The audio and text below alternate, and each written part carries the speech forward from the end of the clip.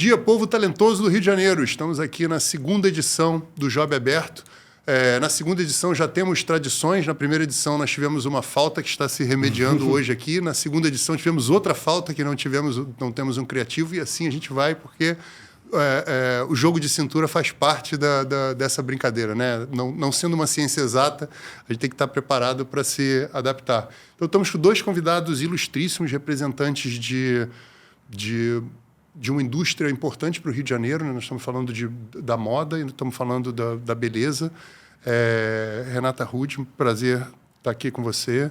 Victor Ribas, um prazer te conhecer, né? A gente não se conhecia. E vamos começar, eu queria começar tradicionalmente também com a pergunta que a gente bota os criativos logo na fogueira. Qual é a pior coisa que um criativo pode fazer quando apresenta uma campanha para vocês? Gente, Bruno começou com tudo, né? Meu Deus. Cara, eu acho... sempre é um super desafio, né? Esse momento dessa apresentação de campanha.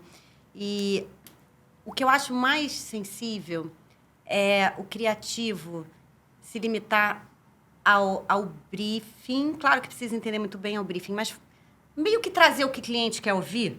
Eu acho que a gente precisa ser provocado. Às vezes eu acho que cliente é igual consumidor. A gente não sabe muito bem o que a gente quer. A gente até tem uma ideia, né? Legal. Aí, você vai chegar lá com um conceitão... Aí a gente quer o quê? A gente quer um hero, a gente colocou um filminho aqui, a gente quer fazer uma influenciadora ali.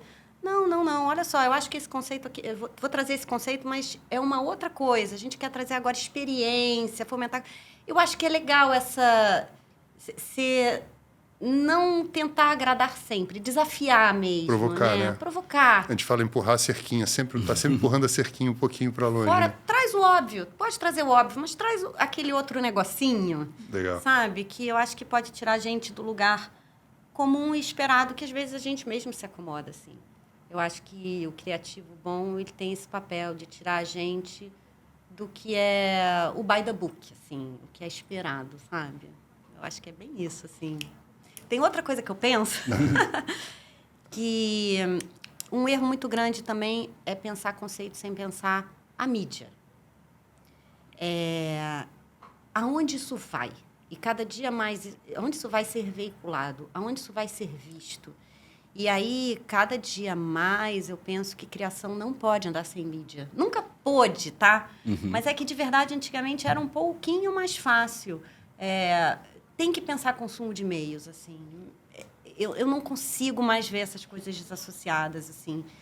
Porque, senão, às vezes, cria coisas lindas, mas que as pessoas não vão ver, não vão consumir. Acho muito interessante isso que você falou. Me lembra de uma época da minha vida. Queria até agradecer a Daniela Ferro, que me apresentou, que me entregou a descoberta do que é a mídia e como o mundo cresce quando você entende exatamente para onde vai, onde é que você distribui aquela história, possibilidades que você não imaginava acontecer. E, na verdade, o negócio é de mídia, né? A gente está aqui tentando ajudar a incrementar, mas é um negócio de mídia.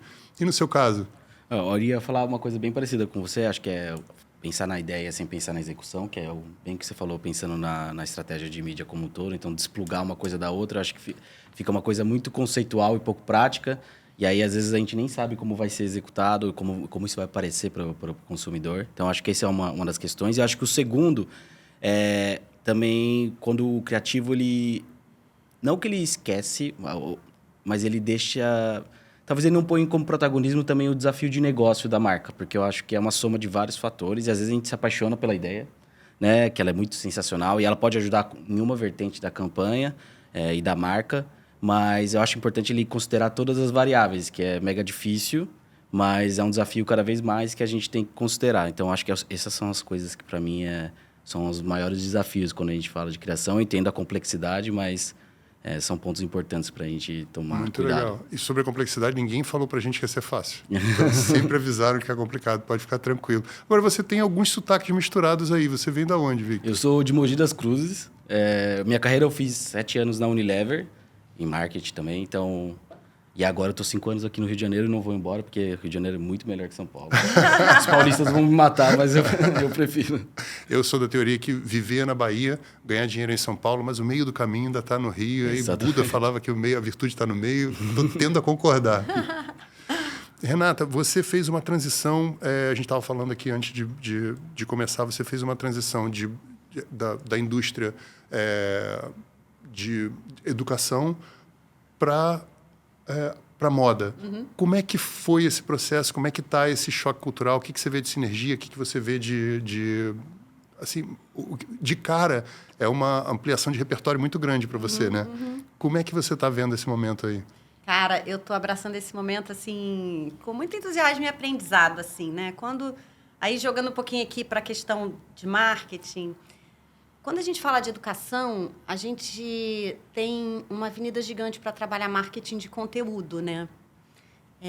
Porque é o que a educação tem de central, conteúdo para passar, e aí vinha muito nessa pegada do marketing de conteúdo, como é que a gente... Enfim, mostra nosso valor, faz trial, dá uma live, blá, blá, blá, blá, blá. Agora eu estou vindo para um universo que tudo é o lifestyle. Né? Tudo é como você aparenta ser, como você inspira seu consumidor a ser aquilo que você projeta. Quase um Instagram da vida real, né? O Instagram da vida real, mas ao mesmo tempo, como é que a gente sai desse lugar comum do mundo da moda? Como é que a gente dá um passo a mais? Como é que a gente se conecta de fato com a cultura e não só com a beleza? Como é que a gente cria comunidade de fato e não simplesmente monta um squad de influenciadores que não é comunidade necessariamente? Legal. Perfeito. Então, está sendo uma transição muito interessante. Assim, ao longo da minha trajetória, trabalhei, por exemplo, também na Shell, né? Shell, o que é a marca Shell? Um super símbolo de qualidade para os produtos que ela comercializa, né? Trabalhei a linha toda de lubrificantes. Então, também já tive num lugar de trabalhar a marca muito para dar segurança, né? Então, assim, está sendo uma transição super, super interessante. Assim, estou adorando, aprendendo cada dia. É a tal da vida de cachorro, né? Cada ano vale por 7, cada dia vale por 7. Legal. Então, estou aprendendo muito.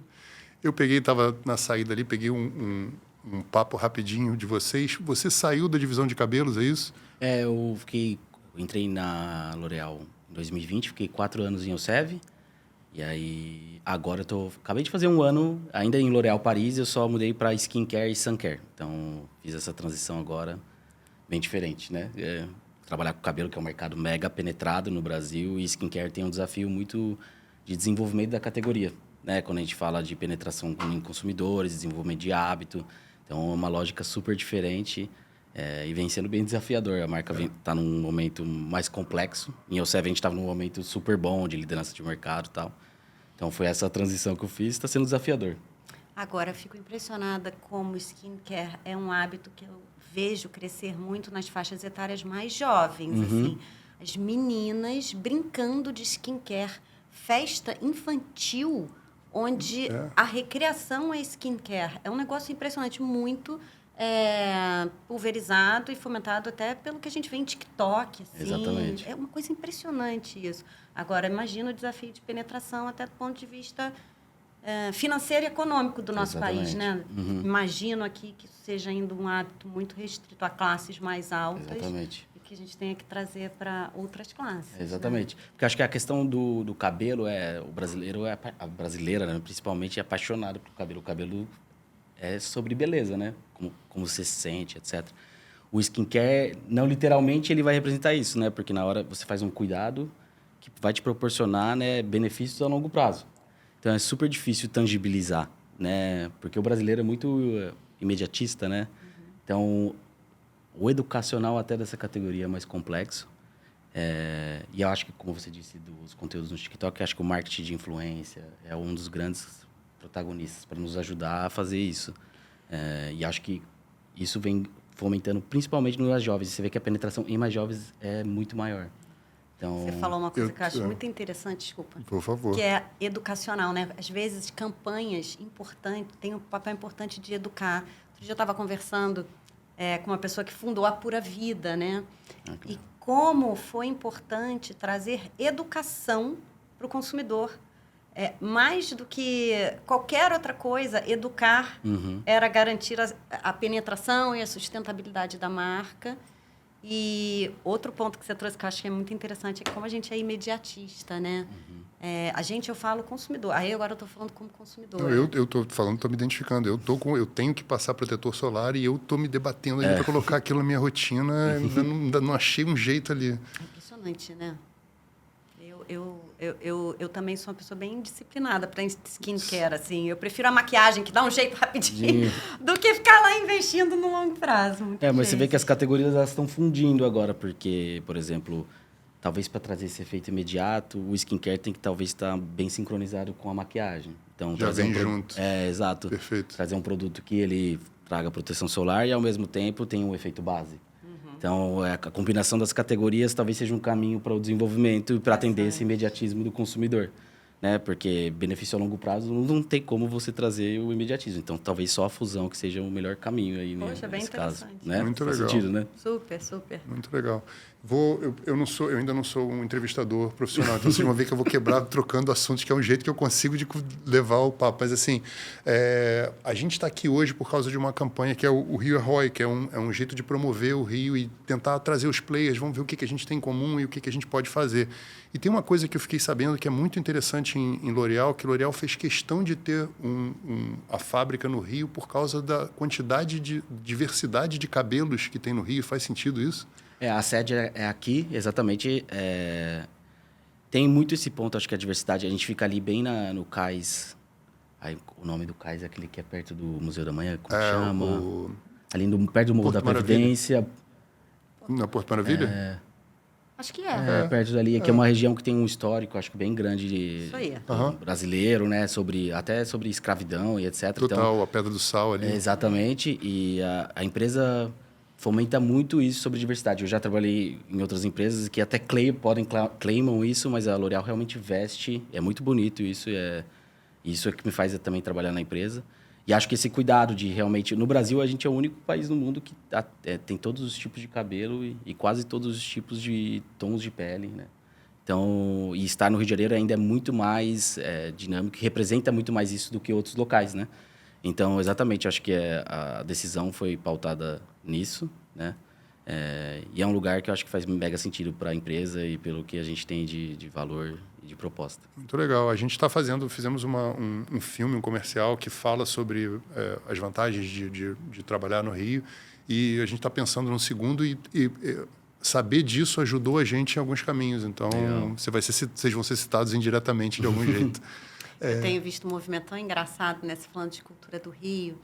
Tenho trabalhado muito próximo da marca Kenner, né? Que é uma marca periférica, que, enfim, trabalha muito forte a cultura do funk, da periferia, do trap e tal. E eu fico vendo como marcas gringas de altíssimo valor vêm querendo colar nessa estética. Impressionante, fazendo o luxo dentro da favela, marcas de luxo, né? Que é o Rio. O Rio é isso, assim. E o Rio é muito interessante, porque você tem muitas subculturas, assim. É muito interessante, realmente, assim. Fico vendo um monte de gente querendo beber dessa fonte, que é o suco do Rio de Janeiro. Para mim, essa é a minha... É o que eu falo direto. O Rio é a hora de comprar é agora, porque está todo mundo começando a lembrar do valor que tem aqui, que anda esquecido, na minha opinião, na minha humilde opinião. Eu ia perguntar um negócio que eu esqueci, eu tenho que ficar esperto com isso. Não consegui roubar as anotações da Renata. Mas acho que eu posso pegar o ponto que você falou, acho que esse negócio da cultura do Rio ser aspiracional, você vê aquela marca, não sei se você conhece, Sol de Janeiro, marca americana, que ele basicamente pegou a credencial carioca e vem bombando o mundo afora. Então é engraçado, né? Uma marca que nem é daqui, se apropriando de uma cultura local e fazendo sucesso no mundo inteiro. Então, você vê como a cultura carioca, não só para o brasileiro, mas para o mundo, é aspiracional. Então, por isso faz muito sentido a gente focar aqui na cidade, desenvolver essa cidade, porque ela representa muita coisa para muita gente, né? Então, bem interessante o que você falou, tanto na moda, mas também no mercado de beleza. E a gente tem uma potência criativa muito diferenciada, assim. Kenner agora teve na Semana de Moda de Paris, né? Muito interessante, Legal. porque é uma marca periférica, né? Na Galeria Lafayette. Por quê? Cara, porque tem criatividade em produto. Tem produto bom, entendeu? Então, a gente tem realmente uma potência criativa muito forte. E não só o óbvio que a gente vem vendo ser exportado como brasilidade e como cultura carioca. Cara, é muito diverso, assim. Não, e é rico. E é rico demais. Você investiga, você tem camadas, você tem história para você conhecer, né? Você falou 3 gêneros musicais que há 3 anos atrás, o trap eu nunca tinha ouvido falar. Eu ouvi meu filho falar da França. Então você tá lá há 4 meses e já está dentro dessa cultura. Eu acho isso muito... O Rio é um pouco também um mix de gente de tudo que é lugar do mundo, né? Holandeses, portugueses, franceses, dá uma chacoalhada, deixa marinando no sol com água salgada e gerou essa galera. Mas assim como tem esse lado de original e de inovação, sabe que o Rio é uma das capitais da indústria criativa na América Latina, mas ele não é considerado um polo de inovação. E ele não é considerado um polo de inovação apenas porque não existe um canal de comunicação entre os players. Então, as pessoas não se falam. Tá todo mundo, parece que está cada um no seu projeto e está todo mundo mandando ver e esquecendo o outro. Então, um dos papéis disso que a gente está fazendo é exatamente vamos tentar ver o que a gente tem de sinergia e coisa em comum que a gente pode fazer juntos. Eu falei isso tudo e eu esqueci a pergunta que eu ia fazer. Mas eu lembrei de uma outra que eu acho que é interessante, que é vocês dois estão muito inseridos num outro fenômeno da comunicação, que são os creators e os influenciadores, né? L'Oréal tem uma política, é o que eu vi a política mais clara até hoje, que é 50% influenciador, 50% em mídia tradicional. Como é que é isso? Como é que vocês chegaram nessa proporção? Como é que é para você, que é basicamente mais essa plataforma, que eu não sei nem como é que eu chamo isso, mas como é que vocês estão lidando com o mix de comunicação? Você chegando da comunicação tradicional para o mercado de moda, que é muito mais de influência e de lifestyle, e você com essa ciência já do equilíbrio dos dois. Quer que eu comece? Você pode começar. A gente foi muito teste. A gente viu claramente que os KPIs, principalmente dos conteúdos mais de creators, né, mais de advocacy como um todo, tinha uma performance melhor de clique, né, de engajamento em geral. Mas os de marca também são muito importantes, que quando você vai fazer os estudos de marca, as credenciais, e, né, o quanto a marca fica na cabeça do consumidor, ele também é muito importante, porque ele tem uma mensagem ali mais produteira, mais de marca, mas ele também somado a um conteúdo talvez mais humano ali, mais engajador, com uma historinha talvez mais longa, mais real, é a melhor combinação, porque você constrói marca e, ao mesmo tempo, gera engajamento e conexão com o consumidor para ele ter interesse no seu produto. Então, eu fiz L'Oréal há um tempo, eu não sei se mudou, mas quando você fala mais produteiro, tem também uma personalidade ali que não é qualquer um, tem um aval ali que não deixa de ser um outro jeito também, mas tem a parte de performance, acho que é isso que mais você está falando, né? Você fala mais de performance de produto e você fala mais do produto na vida. Isso, e o conteúdo que a gente faz mais de advocacy, ele tem menos marca inserido ali, entendeu? Vai ter o produto na mão da pessoa e etc., mas não vai ser tão protagonismo igual um asset de marca que a gente faz os outros 50%. Então, eu acho que essa diferença também... então, um é bem mais funcional, constrói a mensagem ali bem mais pragmática, e o outro...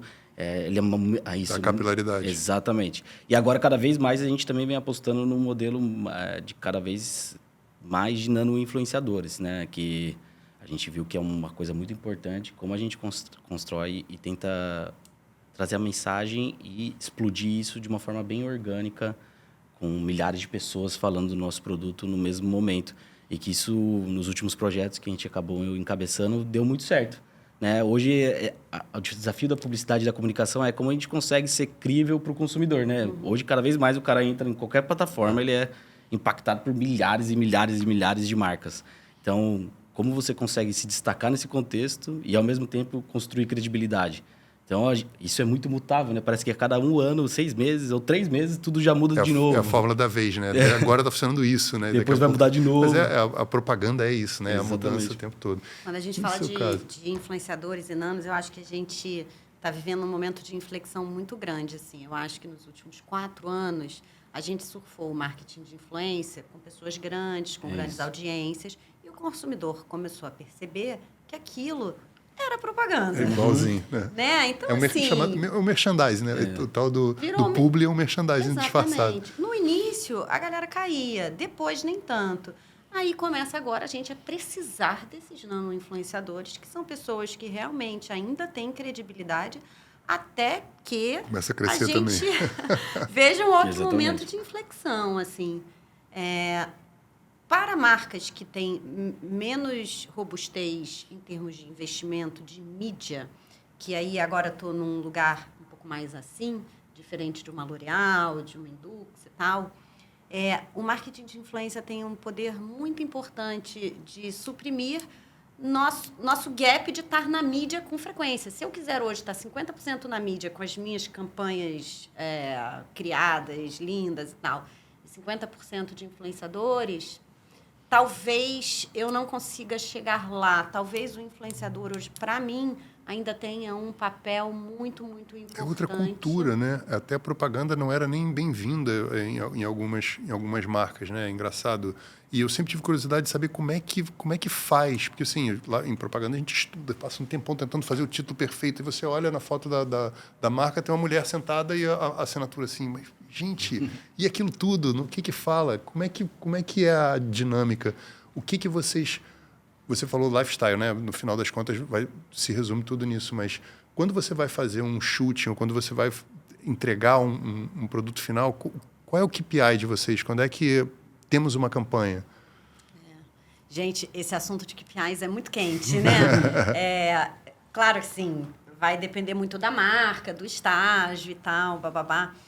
Mas, no momento, o que eu sinto de maior dor é que a gente está com uma tendência de olhar KPIs muito de curto prazo. Existe até uma confusão do que é métrica, do que é KPI. E aí, de repente, está todo mundo olhando métrica de performance, que é um negócio assim, como se isso fosse um KPI de marca. Assim. Para mim, esse que está sendo a maior dificuldade, acho que não só minha, mas de todos nós com quem eu converso e tal, porque a gente está meio que absorvido por aqueles númerozinhos ali que são importantes, né? O CTR, a conversão ali da mídia de performance, como se isso fosse realmente um KPI de marca. Um construtor, né?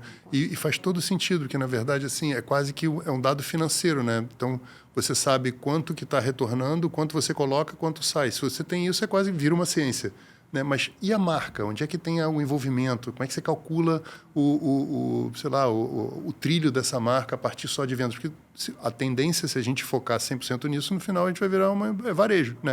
Eu te ofereço menos, eu te dou mais uma coisa, porque gera ponteiro mais rápido. Mas a construção da história da marca, muito legal esse ponto que você trouxe. É legal igual que olhar vocês o estão CPM, discutindo né? isso. CPM é uma métrica importante? Mas ela não pode ser olhada isoladamente. Talvez você esteja mais disposto a pagar um CPM maior, dependendo se você está atingindo um público, sabe? Então, assim, você olhar essas métricas com ponderação e conseguir um olhar um pouquinho mais helicóptero, que tire você da pressão da venda do dia, que é uma pressão muito real, é muito importante, eu acho. Acho que a liderança hoje tem um papel central nisso, para não deixar a gente e os nossos times muito absorvidos realmente pelas métricas de curto prazo. O que eu tinha que fazer? Ele você ficar um pouquinho mais... Perto do microfone. Desculpa, viu? Imagina, obrigada. Ou chega o microfone um pouco mais. Podia ter vamos feito lá. isso, né? Era mais fácil. Ótimo. Então, tudo uma experiência. Muito legal isso que você falou. E, assim, essa é uma missão difícil pra caramba, né? Porque isso envolve o resultado financeiro da empresa como um todo, né? Tem um cara lá que está olhando aquelas coisas, o que mexe, o que não mexe o ponteiro. E é uma discussão grande porque também entrega longevidade, né? Porque no final a gente está... Então, aí eu acho que já o grande desafio da liderança de marketing, assim, que é uma ponderação entre o curto, médio e longo prazo, assim, e você combinar que você vai aferir KPIs e métricas de diferentes naturezas, entendeu? Você precisa olhar o CPM, você precisa olhar o CTR, você precisa olhar o seu tráfego, mas você precisa garantir um olhar de preferência de marca, né, que não vai ser todo dia, toda semana, vai ser semestral e tal, e ter confiança que você vai chegar lá, assim, sabe? E segurar os nervos, assim. Eu acho bem legal você falando isso, porque é um desafio que a gente tem também na L'Oréal, e é muito papel nosso como liderança de marketing, mas é muito um exercício que a gente tem que ter, qual que é o meu objetivo a longo prazo, né? Onde eu quero que minha marca chegue, quais são os atributos que eu quero mover, que isso também não pode se perder de vista, porque todas as campanhas, ano a ano, vão construir esse objetivo a longo prazo. E aí, se a gente se aficiona muito ao curto prazo, você deixa esse objetivo de lado, né? Por causa de um KPI para fazer conversão e etc. Então, o equilíbrio é mega difícil, mas como você disse, ali no nervosismo do resultado, às vezes a gente acaba só pensando no curto prazo porque pela entrega que tem que ser feita ali. Então, é um exercício que tem que ser comunicado, sabe? Como a gente mantém essa cultura dentro da empresa para não perder de vista para onde a gente quer caminhar com essa marca, porque no final é isso que vai gerar o valor para você ter uma marca muito forte e que essas marcas, em qualquer momento de crise, etc., são as marcas que se perduram.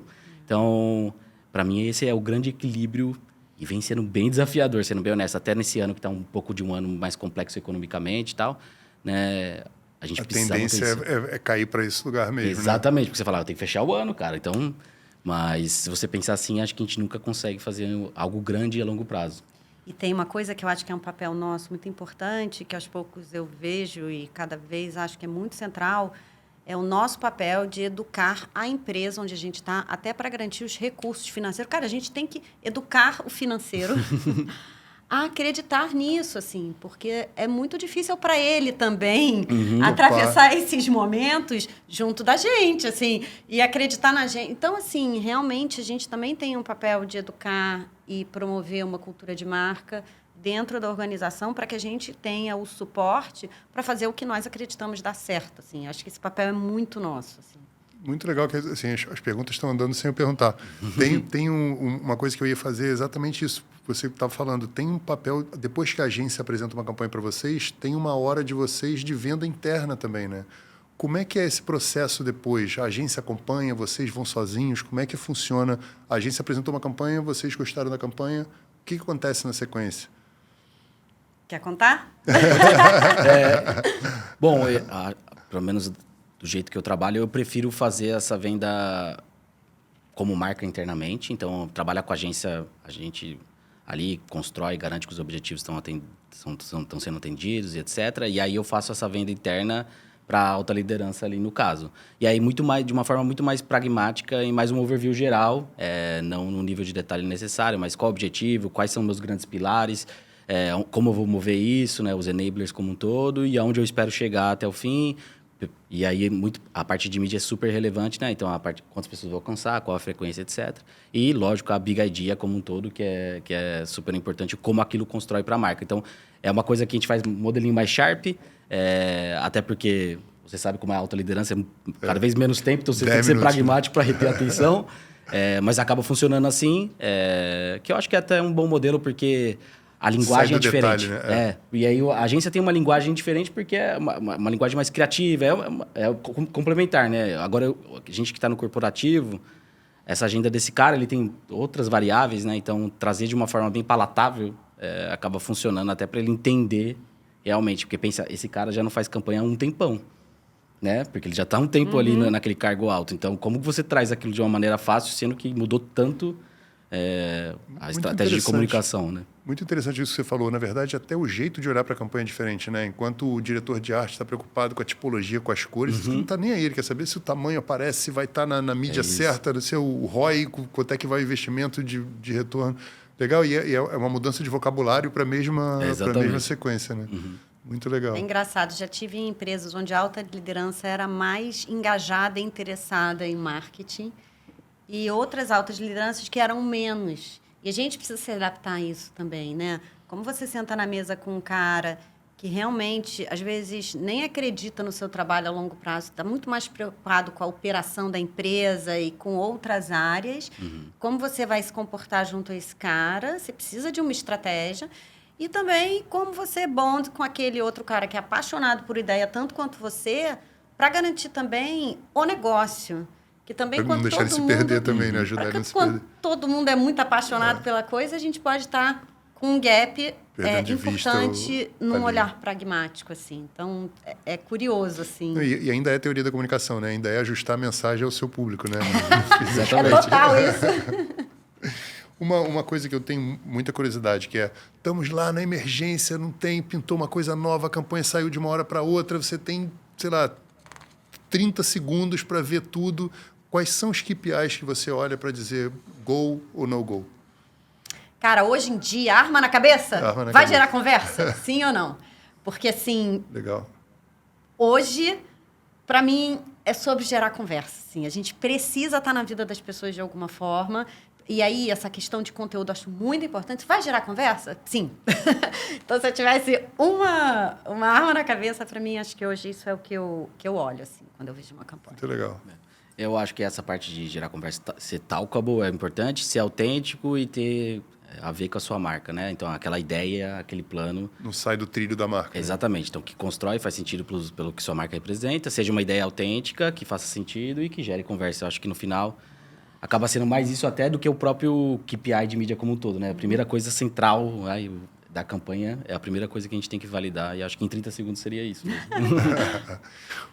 Teve alguma campanha que vocês acharam que não fosse dar tão certo e surpreendeu, ou alguma que vocês investiam muito e que, de repente, não deu tão certo? Já tiveram surpresas com a comunicação?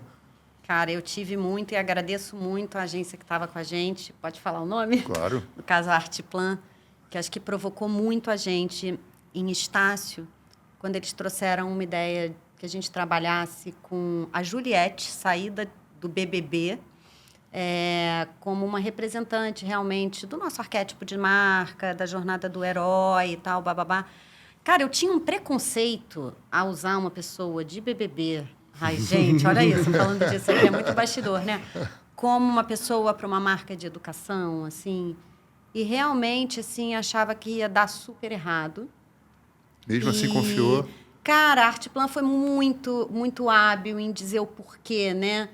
Explicar pra gente o porquê. E depois, mais pra frente, eles provocaram a gente de novo e trouxeram a Anitta pra Estácio. Eu, caraca, Anitta, funkeira, né? Que rebola a bunda.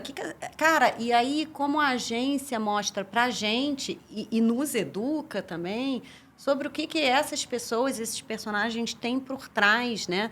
Uma grandíssima empreendedora, inteligentíssima, toca piano. Preparada, fala. Toca piano, fala inglês, francês, espanhol. Bom, ela é um fenômeno, né, de inteligência. Então, assim, já tiveram vezes que realmente eu tive que quebrar imensos preconceitos e que a agência foi realmente muito fundamental para abrir a cabeça e fazer a gente sair do óbvio, assim. Para dar segurança também, para você dar esse passo de fé, né? Tem uma parte de fé na história, né? Porque, cara, quem é que você vai escolher para representar a sua marca de educação? Cara, se você não for ousado, é muito by the book, entendeu? E essa ousadia que eles trouxeram, eu falei, gente, então, assim, realmente... Trabalho extraordinário da equipe de planejamento, de olhar a fundo a personalidade das pessoas que estão na mídia e por que elas têm a ver com a nossa marca e fazer a gente apostar. E depois a gente acabou de falar, vender isso na liderança interna. Oi, tudo bem? Olha, eu vou trazer a Anitta aqui para a nossa marca de educação. Aí imagina o cara lá na posição de presidente, de VP, né, que está olhando os números, que está ali, né, super no fogo cruzado com os acionistas e tal. Como é que a gente vende uma ideia dessa? Cara... Essas foram histórias boas de vivenciar. Bom, no meu caso, na época que eu estava em Rexona, foi a época que a gente tinha acabado de entrar no Covid. E aí é muito difícil, né? No Covid, quando você tem pessoas sem sair de casa, elas se movimentam menos, logo elas não suam, logo elas não usam desodorante, né? Então é um desafio gigantesco. A empresa deu um freeze em geral de investimento, acho que como todos naquela época. E a gente começou a fazer uma campanha que chamava Movimento em Casa. Na época era a Energy que estava com a gente. E aí, foi uma campanha que a gente fez até um TVC de pessoas ali reais se movimentando em casa. Então, desde o exercício de passar um rodo ou brincar com o filho, coisas do tipo, porque o nosso objetivo principal era estimular as pessoas a se movimentarem.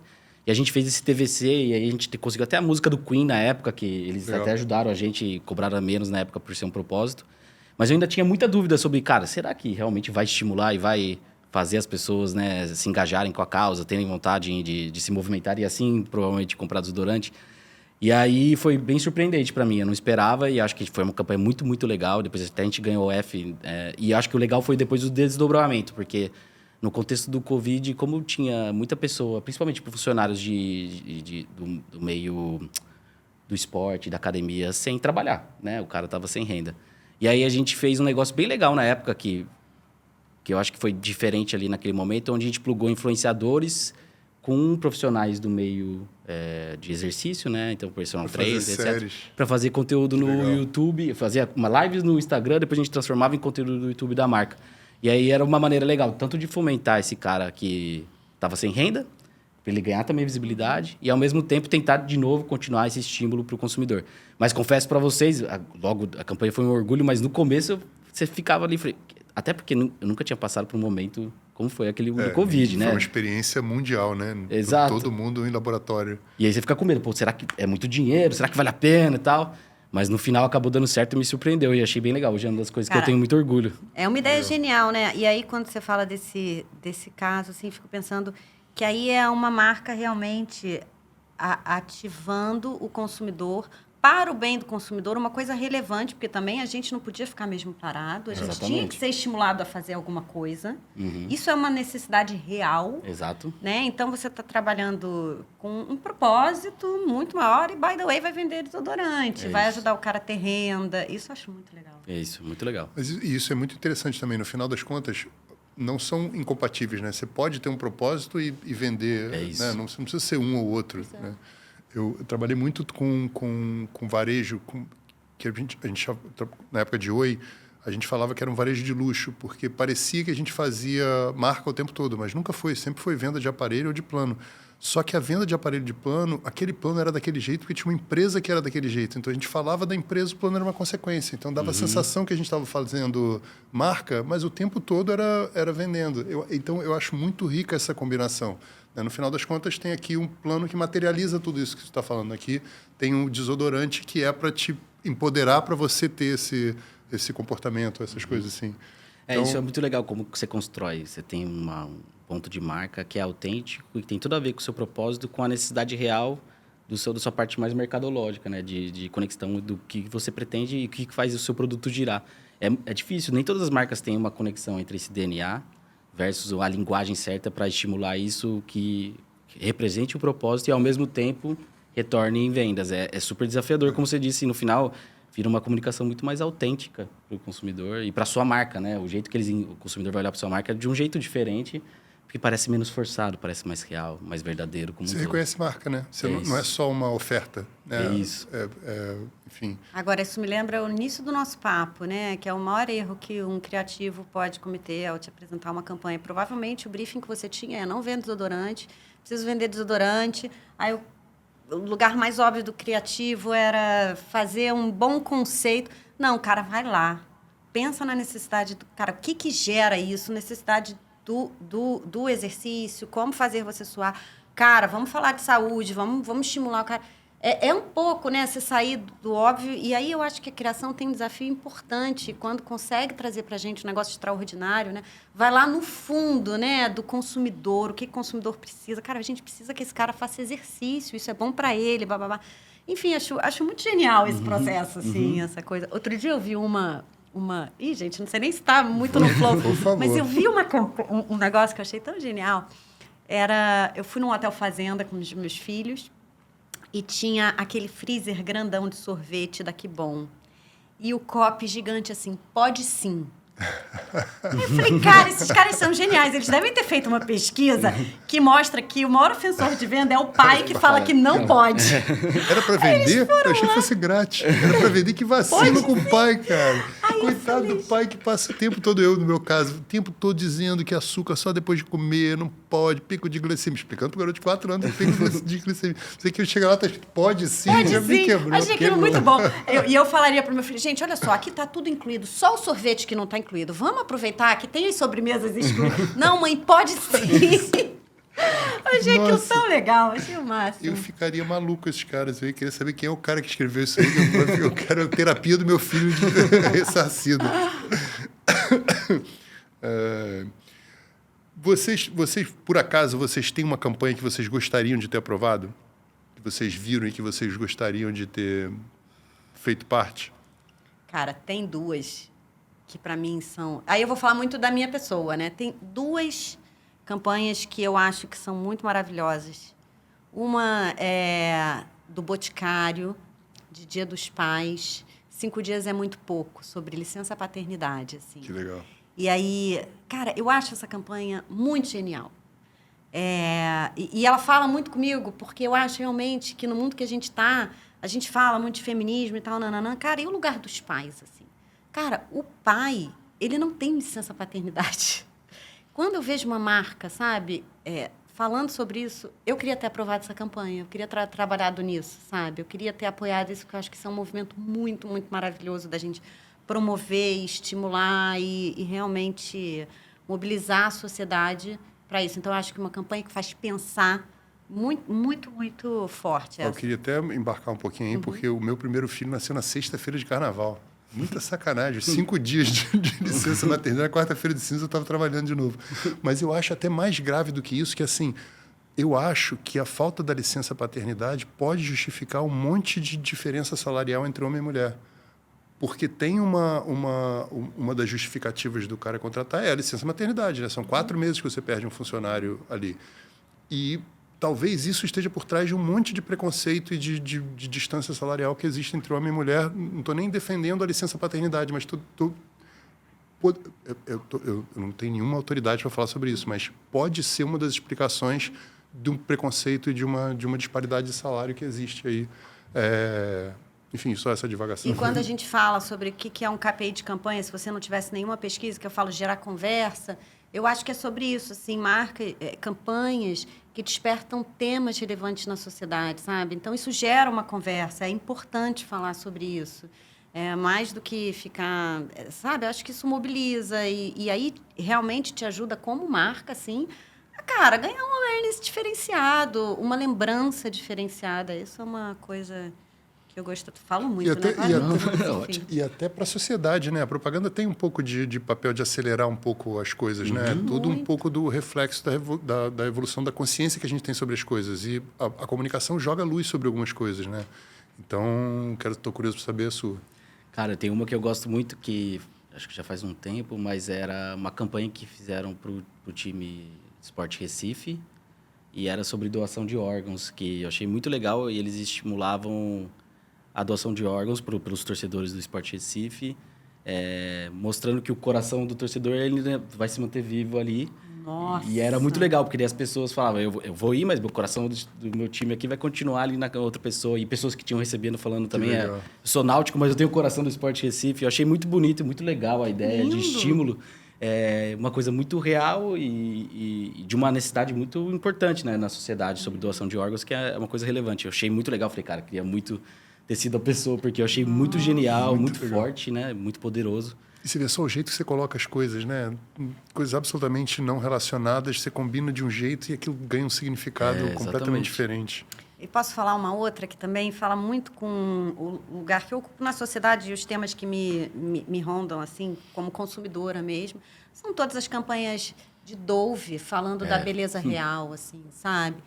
Pô, isso é muito necessário, sabe? A gente vive num mundo onde tudo é filtro, já há muito tempo, né? Hoje em dia é filtro, mas sempre foi, assim, a mulher photoshopada, a mulher que você está na capa da revista, ela não representa a maioria das mulheres. E isso faz um mal danado para a gente, assim. Então, para mim, todas essas campanhas que falam sobre verdade... E aí, hoje, uma das marcas que eu trabalho, né, a Cantão, não acho que é à toa que essa marca está viva, uma das poucas marcas de moda feminina que está aí no mercado desde 1967. Nossa. Pode pensar em todas que vierem na sua cabeça, não sei se vocês meninos vão lembrar, mas todas morreram. Eu tive a mochila da Company, aquela emborrachada, nossa, adorava. Como é que uma marca dessa tão maneira acabou? Quase todas acabaram. E Cantão fala muito sobre a autenticidade da mulher. Tudo bem, você quer ser bonita, mas não é só sobre ser bonita, é sobre ser autêntica, sobre ser você. Essa é a beleza. Só que isso é muito contraintuitivo, porque não necessariamente, mageticamente, no curtíssimo prazo, vai te trazer ali o KPI de CTR, porque você não vai, talvez, projetar a mulher photoshopada, você vai projetar a mulher real, mas eu acho que é um pouco isso. Assim, por isso que as campanhas que tratam dessa coisa muito contemporânea, que eu acho que é sobre a verdade das pessoas, sempre me... Queria ter aprovado elas. Queria ter criado elas. Vocês falaram, né? Autenticidade é um valor muito, muito grande e a gente está cada vez mais com faro bom para isso, né? Até o público já está também. Tanto que as fórmulas estão sendo reinventadas, né? Não é mais o publi, já virou o creator, que já faz uma coisa mais... não é mais tão simples quanto só mostrar e usar. Acho que faz total sentido. Uma outra pergunta. Se se você fosse começar do zero hoje, em que lugar da comunicação você começaria? Essa pergunta é difícil, né? Isso, hein? Eu acho que eu seria diretor para trabalhar fora, para ir conhecer gente, filmar coisas, voltar. O criativo vive na masmorra, sai de vez em quando para descobrir o que ele tem que voltar para refazer. Então, acho que eu estou conhecendo o mundo agora recente, indo para fora, conhecendo pessoas. É demais a agência, né? O ambiente da criação é incrível, as pessoas são demais, as conversas são demais, mas ver a luz do dia, conversar com as pessoas, gente diferente, é muito interessante. Eu estou num processo de deslumbramento recente, por isso que eu estou falando isso. Mas estou curioso para saber de vocês. Eu acho que no meu caso, eu talvez... eu acho que um dos grandes desafios de ser um marqueteiro, né, é a proximidade com o consumidor, né? A gente acaba sempre... no escritório você acaba ficando longe. Então, talvez eu acho que trabalhar num instituto de pesquisa, algo do tipo, era algo que eu acho que, se eu tivesse feito lá no início, acho que agregaria muito valor para o momento que eu estou hoje. E eu acho que ia gerar essa conexão bem real com o comportamento humano, Legal. que é algo que eu falo que a gente precisa se aprofundar cada vez mais, porque a nossa profissão sempre foi sobre isso, mas agora cada vez mais é mais importante isso. Então, talvez eu deveria talvez escolheria isso como início de carreira, talvez seria bem legal e seria um baita diferencial, porque poucas pessoas Sabe que a Johnson faz isso? Ela levava a gente para comunidades, para entrar na casa das pessoas, na cozinha das pessoas, para perguntar como é que elas usavam. Era muito interessante, que era quase que era alguém apresentando a sua rotina, assim. Era muito rico. Dá para fazer. Você pode organizar um negócio desse, é legal. Agora, pensando no que você falou, sabe uma coisa que eu gostaria de ter tido dessa experiência? Maior habilidade para interpretar dados, assim. Porque cada dia mais a gente tem dado para olhar e filtrar o que é mais relevante realmente para cada tomada de decisão. Talvez se tivesse passado por uma área como essa, isso talvez tivesse mais exercitado e mais maduro, assim. E aí, cara, eu vou aprendendo isso no dia a dia, assim, com muito esforço, assim, né? E talvez se tivesse uma passagem, assim, mais robusta para uma área mais de pesquisa, talvez tivesse dado um bom músculo, assim. Uma É muito doido. Desculpa, musculatura. fala, por favor. Eu acho que é muito doido, né? Antes a gente tinha bem menos informação. E agora a gente tem tanta informação que o mais fácil é se perder. Cara, é muito legal. difícil Cada um isso. pode interpretar de um jeito, você pode ir para qualquer caminho. Então agora a habilidade não é não só ter dados, mas é como você tangibiliza isso, transforma de uma forma palatável, que você entenda o que representa aquilo, para que você integre na estratégia da sua marca. Porque é muito fácil, é muito estímulo, né? Eu acho que isso é uma dificuldade mesmo. E a tendência é só aumentar, vamos ser Só honestos. aumentar. Total. Porque você mede tudo em todos os pontos de contato, em todas as ferramentas, bababá. Tá bom, o que a gente vai fazer com isso? Vocês usam IA para ajudar vocês nessa digestão dos dados, imputar e puxar alguma coisa ou não? Qual o uso que vocês fazem de IA? Eu estou aprendendo agora, sendo bem honesto. Os estagiários estão me ensinando porque eu tinha uma...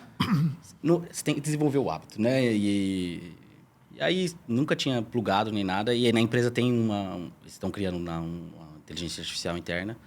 E eles começaram a me mostrar como aquilo facilita a vida. E lógico que você sabe, mas uma coisa é chegar lá e fazer, sabe? E aprender os prompts e etc. Então, ainda sou bem básico. Mas é uma cachaça, não vai voltar mais. Eu quero cada vez mais. Dá pra ver que muda o dinamismo do dia a dia do trabalho, cara. Facilita muita coisa. Desde geração de gráfico, interpretação de informação. E acho que depois vai ter até uns que vai facilitar na sua vida, que vai fazer o PowerPoint como um todo, que vai reduzir muito o nosso workload, que é o que a gente mais faz. Né? Exato. Tem que checar sempre que eles viajam, eles dão umas viajadas. Mas é muito... O meu ChatGPT não aguenta meu pique jamais. Ele fala assim, não, excesso de prompt, não sei o quê, então, sua cota vai acabar.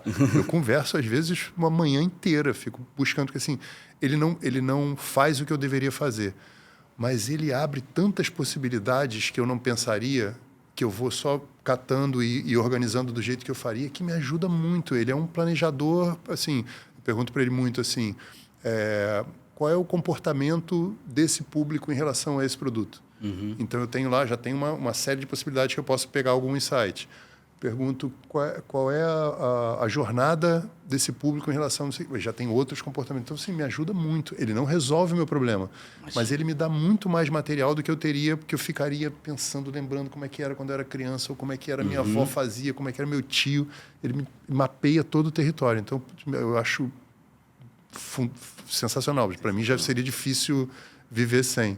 Você usa lá? Eu uso muito pouco, gente. Vou assumir que eu preciso de um letramento nisso, porque eu acho que eu uso muito aquém do que pode me dar. Até é engraçado, eu ando recebendo uns e-mails na minha caixa do próprio ChatGPT, dicas de prompts e tem sido muito interessante. E aí, olhando vida pessoal, outro dia a gente estava fazendo, eu e meu marido, usando o ChatGPT, até para questões financeiras que a gente não tem domínio, se não sei o que, não sei lá... E aí, meu marido é muito mais letrado do que eu em ChatGPT, usa muito. Só que a gente fica no ChatGPT, e você falou, né, a galera estagiária, outro dia, uma menina da minha equipe falou assim, Rê, você não quer que eu faça a apresentação para você, não? Eu uso XYZ, em 2 minutos fica pronto. Cara, eu já estava 1h30 fazendo uma apresentação. Fica feio, mas fica pronto. E aí, só dá o toque final. Você teria que fazer Entendeu? tudo, né? Mas então, cara, a gente tem que usar os recursos, né? E não acho que vai substituir a gente, não tenho esse medo... mas vai acelerar muitos processos, são morosos. Assim, não, e no mundo corrido que está... e no mundo corrido que está, qualquer coisa que ajude a acelerar, ajuda a gente a dar uma acalmada, né? Porque a gente está o tempo todo correndo atrás de alguma coisa, impressionante. Eu uso até, às vezes, não sei se eu devo contar isso aqui, mas eu uso para contar a história para meus filhos. Deito de noite, porque já GPT, me conta aí a história do Ben quando ele foi para não sei o quê e defendeu contra o dragão. Aí ele vai todo empolgado. Então, o Ben estava, não sei o que lá... Cara, você falou dos filhos, sabe o que a gente faz? Não sei se tem a ver com o podcast, mas a gente faz assim, a gente fotografa o exercício que a professora passou e fala, preciso mais de 5 exercícios similares a esse. Que legal. Ele dá os exercícios e ele pratica. E se precisar, faz mais dever de casa com isso. Isso funciona muito, Nossa, extraordinário. baita dica para os pais. Você pode fotografar o livro da criança, mostra. Essa é a matéria que ele está dando em geografia. Pode fazer para mim 5 questões. Funciona legal. muito. Deixa eu pegar uma carona aqui e fazer uma pergunta para vocês. Agora, com esse ChatGPT, o nosso nível de sempre buscar agora as perguntas nossas, a gente acaba centralizando ali, né? Porque ele acaba sendo muito mais prático e muito mais completo no retorno, né, da sua busca, né, da sua pergunta. Do que o intermediário, que era o Google antes. Ele te dava lugares para você continuar pesquisando. Agora ele já te entrega digerido. O que você acha que é o futuro, a opinião de vocês? Porque com isso muda toda a dinâmica, né? Até o TikTok como todo. Porque o TikTok também é hoje uma maneira que a galera busca search, coisas, né? Então, desde programar viagens, restaurantes que eu quero ir, contar histórias, etc. Qual que você acha? O que vocês acham que é o futuro que pode ser do Google Search ali ou do Search em geral, que agora vai mudar de jeito de ser feito, né? Então, eu tava pensando nisso esses dias e eu falei, cara, que doido, como foi rápido também uma mudança assim, né? Muito rápido. Mas, assim, o Google tá apavorado e acho que Meta também tá apavorado. Porque, assim, até mesmo os marketplaces vai ser um problema. Verdade. Né? Eu não preciso mais pesquisar. Eu falo assim, olha, eu queria o mais barato desodorante e tal. Ele vai te entregar lá, você clica ali, ele compra... E alguns já pedem só autorização para você dar o cartão de crédito, já chega na sua casa. Ah, é? Lá dos Estados Unidos, lá fora, já está tranquilo. Eu acho que ontem ou anteontem liberaram o agente do GPT. Eu não consegui testar ainda. Mas com o agente, você só vai dando ok e ele vai seguindo. Você faz um site, publica e ele vai só pedindo seu cartão de crédito, faz o plano de viagem, vai perguntando onde é que você quer, você autoriza ele a comprar e vai embora. Hoje em dia, a gente já tem um engenheiro no bolso. Né? É isso, é verdade. É incrível. É incrível. E eu me lembro, a última revolução que eu tinha visto tão grande quanto essa, que eu acho que a gente foi a entrada do TikTok no mercado. Eu me lembro quando o TikTok entrou, estava trabalhando com a Macan. A Macan veio falar para a gente de TikTok. Não, aqui é uma linguagem menos produzida, tá tudo bem, vamos fazer isso, vamos fazer aquilo, bababá. A gente olhava aquele traço e falou, caramba, a gente então agora vai fazer campanhas pouco produzidas, como é que é isso, bababá. E agora a gente está vendo o SEO, né? Porque, cara, a galera de SEO tá, neste momento, discutindo como vai ser isso. E a gente também, é muito louco, assim, é mais uma transformação. Como é que é essa história da profunda, galera do SEO aí? Fiquei interessado. Galera do SEO, porque SEO você trabalha as palavras que são buscadas, você quer ranquear o seu site, né? Só que a galera tá procurando tudo dentro do ChatGPT, Exatamente. né? E aí, como é que o ChatGPT se alimenta? Então, todo mundo agora, neste momento, está na mesa repensando como isso tudo vai pensar. Como é que você ranqueia no ChatGPT? É isso. Como é que você ranqueia no ChatGPT? Porque a galera não vai mais lá no Google, a galera vai no chat. E hoje a galera que procura no TikTok vai começar a procurar no chat. Né? Então, é muito transformador. É muito transformador. E será que... Aí, uma outra pergunta, eu não sei se existe isso, mas será que vai ter patrocínio, investimento de marketing dentro do ChatGPT? Isto é, quando alguém procurar um desodorante, vai aparecer a sua primeira marca? Quando alguém procurar algo de cabelo, vai aparecer L'Oréal Paris? Ou vai ser só orgânico, como você disse? E a gente vai bidar o lance ali dentro. Uma coisa, com certeza, eu não sei como vai ser, mas orgânico certamente não vai ser por muito tempo. Vai ser por algum tempo. Porque tem que, né? Alguém vai achar um jeito de influenciar ali, daqui a pouco vai vender cursinho na internet, daqui a pouco é a mesma coisa de tudo. Não tem jeito. Gente. No fim das contas, vira tudo a fórmula milagrosa, né? Aí, voltando ao assunto lá do início, por que trabalhar no Rio? Cara, porque a vida não é só trabalho. Mas que realmente é uma cidade que, acho que, de verdade, propicia uma qualidade de vida importante. Qualidade de vida, eu acho que gera performance de bom trabalho também, gera insights criativos. Acho que é um lugar onde você está perto de muitos outros, está perto de São Paulo, e realmente tem uma cultura muito diversa. Sei lá, hoje na empresa que eu tô, né, tem a galera do surf, a galera do skate, a galera do trap, a galera da moda, a galera da beleza. Então, assim, tem tudo aqui. Tem tudo aqui. E excelentes profissionais, assim. Excelentes profissionais. Então, acho que o Rio tem tudo de bom. Muito legal. Eu sou suspeito, eu sou um vendedor do Rio, mas para mim, o carioca performa acima da média em qualquer lugar do mundo. A gente é exportador de gente. Então, enfim, eu estou aqui tentando entender o que acontece que leva o Rio a ficar nesse pessimismo. Eu não entendo. A gente está sentado num lugar incrível, com todas as possibilidades, e vejo um monte de gente chorando pitanga. Eu não entendo isso. Mas fala. Não, no meu caso, eu acho que... Eu vou falar para vocês, acho que em São Paulo eu vivia só pelo trabalho. E aí... E a vida não é só isso, né? Eu acho que a vida é uma pizza, né? Cada pedacinho é um pedaço, né? Um é a parte espiritual, outro é família, outro é trabalho. Alguns vêm com mais tomate, outros têm mais azeitona, né? Só que a pizza pode ser quase inteira de trabalho ou pode ser só um pedaço. E aí quando eu topei vir para cá, o carioca me ensinou muito isso, que não tem nada a ver com não trabalhar. Na verdade, é saber equilibrar, entendeu? Isso não é sobre performance, é o que você disse. No final, até te ajuda a ter mais conexão e você ser mais criativo como um todo, ter mais performance, porque você consegue se conectar e ter um tempo livre, aproveitar esse lugar maravilhoso, lindo, a natureza aqui. Você tem uma cidade dentro de uma natureza, né? Tipo, tem floresta, tem montanha, tem mar, praias lindas. E por isso que eu não vou embora daqui. Para mim, trabalhar aqui é um grande privilégio, é uma cidade maravilhosa. O carioca, ele tem um jeito de ver a vida diferente, que eu acho que é otimista, né, que é mais alegre, é mais divertida. Que eu acho mais legal para mim, a comparação em São Paulo, a primeira coisa que você pergunta para a pessoa quando você conhece é o que você faz da vida, né, onde você trabalha. E no Rio, às vezes, você fala a noite inteira com a pessoa, ela nunca pergunta isso. E aí demonstra muito isso sobre, né, talvez a importância, prioridade que você tem, né, a importância mais de conhecer o humano do que o que ele faz, né. Então, para mim, foi um banho, um jeito de ver a vida, de amadurecer a vida e de começar a olhar outras coisas que vocês me ensinaram. Então, por isso que eu não pretendo ir embora e eu acho que todo mundo deveria fazer isso. Então, vou apoiar seu papel de sponsor, porque eu acho que é uma cidade maravilhosa mesmo. Muito legal. Vocês falam um monte de coisa legal, eu fico pensando em coisas para falar, mas aí você fala outra coisa legal, eu já não sei mais onde continuar. Mas você falou uma coisa que eu boto a maior pilha na minha galera, que é... Propaganda sempre teve a cultura de trabalhar até tarde, né? E não é isso, cara. Propaganda, a felicidade imprime. Então, teus 7 horas, vai embora, vai curtir a vida para voltar desbitolado amanhã para ver isso de um jeito mais otimista, como você falou, mais legal. Se você fica naquele mundinho, né? E acha que a vida é isso. E é isso, temos mais pizza, né? É isso. Muito legal. Deixa eu pegar, acho que... Falta a minha companhia, você vê. Eu tenho uma companhia aqui, eu não para perguntar. Como é que a gente está também? A gente estava falando do ChatGPT e de... As coisas mudaram muito na propaganda, né? Na propaganda, na comunicação, até na velocidade dos negócios. O que vocês veem de mudança mais radical assim que aconteceu nos últimos anos? Ou o que vocês acham que vai mudar ainda mais de como vocês começaram e como as coisas acontecem hoje? Cara, eu acho que frase super clichê, mas a mudança é o tempo todo, assim. E eu nunca imaginei que ia viver uma carreira onde a mudança fosse a constante, assim. Então, para mim é isso, assim. E como isso é desafiador, não é simples, assim, sabe?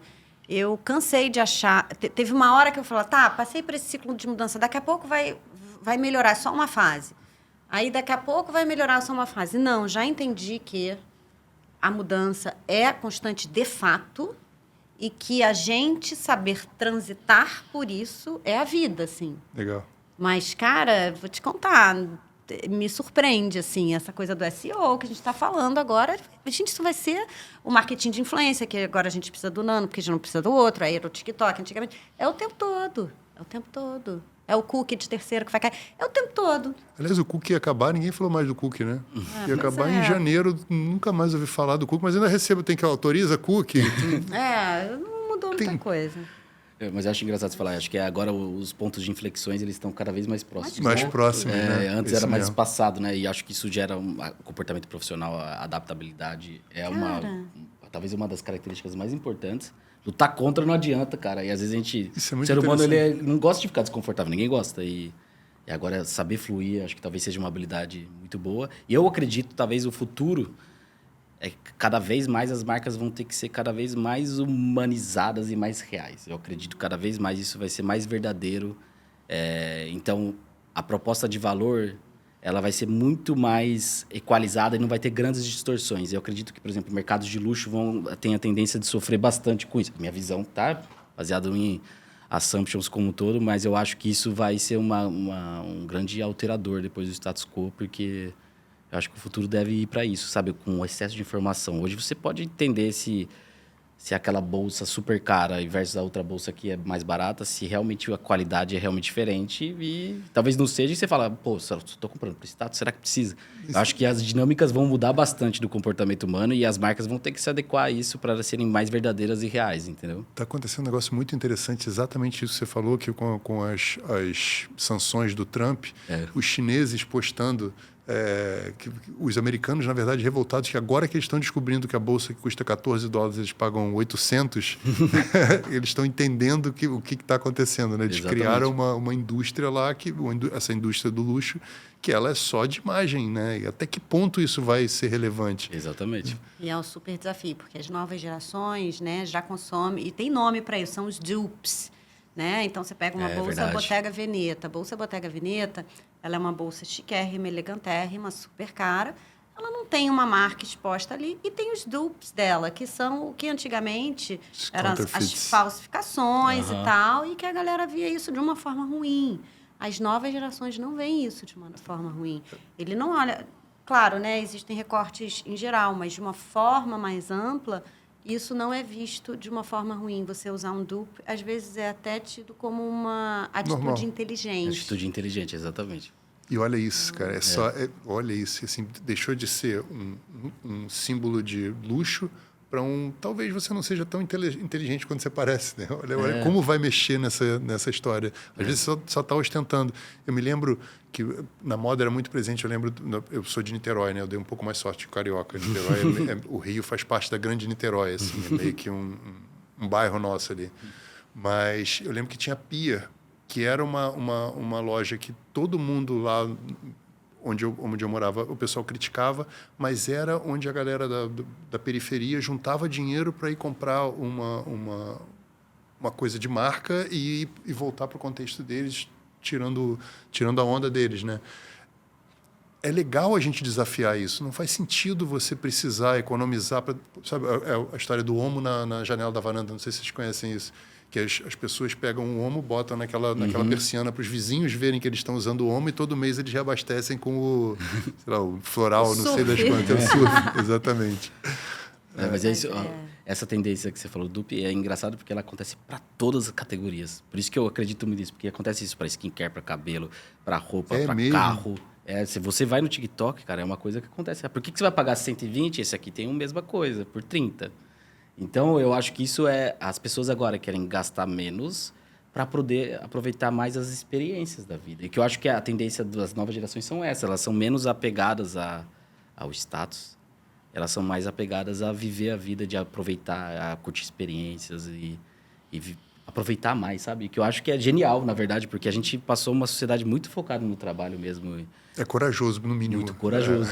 Então, é bem legal ver essas transformações. E acho que aí tem um desafio muito nosso, porque para se comunicar com esse tipo de público é outro approach, acho é ótimo outra você trazido linguagem, isso. outra conexão, né? Então, é ótimo super difícil. Você ter trazido esse ponto. E o que você falou também eu acho muito interessante, assim. Quando você tem uma galera no TikTok te provocando isso, cara, esse tipo de provocação antigamente não existia em meio nenhum de comunicação.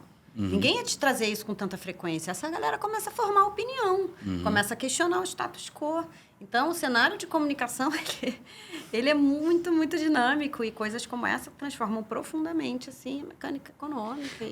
Como é que, assim, a gente passa um problema muito grande com a nova geração? Porque a propaganda era aquele workaholic. Eu não peguei tanto isso, mas é o ambiente de agência, né? A galera trabalha até de madrugada, não sei o quê, muito trabalho. E a nova geração não topa isso.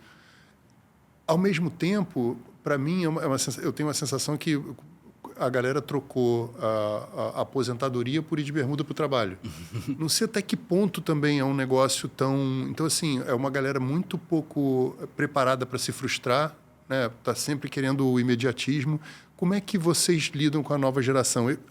Ao mesmo tempo, não dá para generalizar, né? E o que é legal do mundo hoje é que não dá para generalizar mais nada, né? Você tem o senhor, o velhinho que é gamer e tem o garoto de 12 anos que é investidor da bolsa. Isso é muito legal. A gente deixou de ter o que antigamente era o demográfico, não representa mais nada, agora é o comportamento, que é muito legal porque você encontra identidade. Mas como é que vocês estão lidando com a nova geração? Tá tranquilo, por exemplo, achar os estagiários? Como é que está isso? Falar em 2 níveis. Primeiro, eu estou aprendendo muito com eles, sabia? Porque eu sou da geração que sempre trabalhou até muito tarde. A gente falou de Rio, né? Eu não aproveitei o Rio durante muitos anos da minha vida.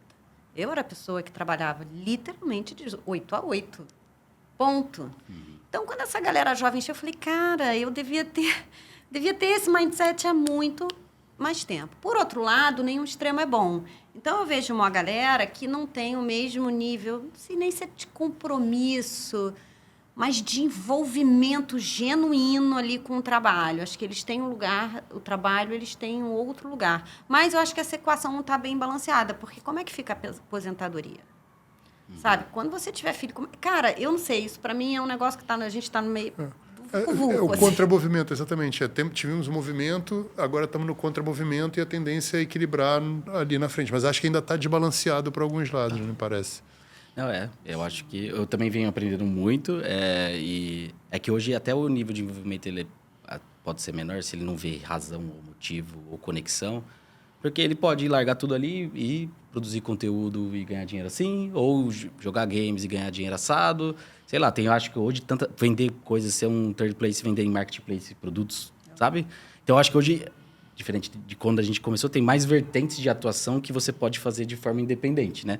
Então, mas para mim o que eu tento fazer para conectar com o público e fazer que eles vejam motivos é que acho que o que gera frustração é a estrutura muito antiga de operação que a gente tem hoje, muito hierarquizada, muito burocrática, te falo pela multinacional, que acho que para eles perde o sentido, porque às vezes você gasta muito, muito, muito tempo com coisa interna que move pouco resultado, que realmente seja uma entrega, sabe? É só uma grande alinhamento, né? Burocracia interna. Então, o que eu consegui entender que pode ajudar primeiro pensar menos como hierarquia e pensar muito mais com o estilo tribal, né? Eu acho que o estilo tribal é bem legal, porque o pajé, ele não é o chefe, ele é o mais sábio, então você vestir esse papel muito mais do que um chefe e as pessoas te buscarem para você ser um facilitador. Eu acho que esse, para mim, é o ponto. Você tentar ser um facilitador para as pessoas, sabe? Porque como é tudo muito complexo, o seu papel é indicar o caminho e facilitar o caminho. Porque agora o conhecimento eles conseguem fazer tudo, às vezes melhor do que a gente. Então, o que você vai ajudar eles é por tempo de experiência, por ter mais maturidade, por saber como fluir melhor e como digerir as informações, porque a informação ele tem, talvez ele não consiga digerir tudo. Então, o nosso papel acaba sendo muito mais esse do que era antes, né, como profissional. Então, acho que esse acaba sendo um jeito de você tentar ali se conectar, porque no final, acho que no meu caso, você tem a geração mais nova, eu talvez estou ali no meio, aí tem a outra geração em cima, então são diferentes tipos de linguagem ali flutuando na organização, que é muito difícil, entendeu? Porque cada um tem uma visão, né, do que é o trabalho, do que é o negócio. Então, talvez foi o jeito que eu encaixei, não sei se eles todos vão gostar disso, mas eu acho que está funcionando, mas é o jeito que eu fiz a leitura ali de tentar pelo menos engajá-los, motivá-los, eles se sentirem um pouco mais parte e menos aside, sabe? Tipo, porque eu acho que senão você se sente um ETzinho ali no sistema, porque seus valores são outros, né? E se você não vê motivo, não vê razão, não vê que faz sentido, você solta, sabe? E acho que para eles a burocracia, essa coisa interna, não faz muito sentido, nada, sabe? E não faz mesmo, né? A gente tem que começar a se libertar disso exatamente, mesmo. Exatamente. Achei muito legal a imagem que você trouxe do tribal. Eu sempre trabalhei com a imagem do viking. O viking não tem chefe. Eles seguem o cara que eles acham que vai gerar mais histórias para eles contarem lá no Valhalla, que é o paraíso de descanso que eles vão tirar mais onda. Então, sempre achei muito interessante. Mas o pajé é mais tranquilo, né? Não tem tanta matança. Achei legal. E você está vendo agora as organizações, pelo menos muita alta liderança agora fazendo imersão em tribos. Porque de repensar o modelo de liderança como um todo. Porque ele não é o mesmo, né? Então, na L'Oréal, eu lembro que até um chefe meu fez isso, uma imersão de ficar um tempo numa tribo, com um grupo mesmo de executivo. Porque é meio que quebrar alguns estereótipos do mundo corporativo, porque talvez o futuro para a gente conseguir até repensar como a marca tem que atuar, mas também repensar como liderar equipes, é totalmente diferente. Ela é menos autoritária e talvez muito mais de influência mesmo, entendeu? Eu acredito que o caminho talvez esteja por aí. É muito engraçado, né? O ser humano desenvolve, evolui e talvez algumas coisas a gente volta para o começo, né? É verdade, bem. Sabe quando a gente falava estou falando de, sei lá, anos 2000, no início do ano 2000, a gente falava de plano de agência, todo mundo falava do mesão, e eu sempre quis organizar como OCA. Que é o seguinte, na verdade, por que o mesão, para mim, era desesperador? Porque era um bando de gente interessante falando coisas interessantes e eu queria me concentrar e eu não conseguia, porque tinha sempre alguma coisa interessante. Então eu pensava num negócio que assim, faz uma oca, bota uma fogueira no meio, que é onde a galera se reúne, vai bater papo, vai falar essas coisas, mas você sai, você tem uma casinha que você pode se fechar ali e bater bola e se concentrar. Então, vou estudar mais sobre esse assunto aí. Muito legal. Também. Achei muito legal. Deixa eu pensar na próxima pergunta aqui, que eu tenho essa tarefa, eu esqueço. Não sei se vocês perceberam que eu estou começando nesse mundo aqui. Bora. Acho que eu já perguntei tudo, gente. Existe espaço para errar no marketing? Essa eu estava com medo de perguntar. Tava? Tava porque eu também... Era um pouco assim, não, é muito ingênuo isso, existe espaço de errar no marketing. Mas gostei que você puxou. Eu acho esse tema muito bom, assim. Acho que vale para o marketing e para todas as organizações, assim. Eu acho que sempre tem que ter espaço para erro, para permitir realmente a criação. A inovação, né? Mas tinha o CEO, enfim, lá do Grupo Eleva, quando eu trabalhei, ele falava, cara, a gente sempre pode errar, mas a gente tem que corrigir rápido e o erro não pode tirar a gente do jogo. E a gente tem que colher aprendizado desse troço, assim.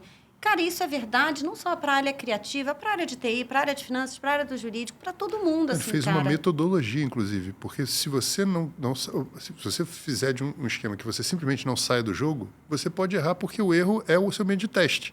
Se você estiver sempre pronto a acertar, você só vai, né, você não vai fazer um breakthrough, né? Você não vai revolucionar nada, porque você vai estar sempre naquele trilho ali.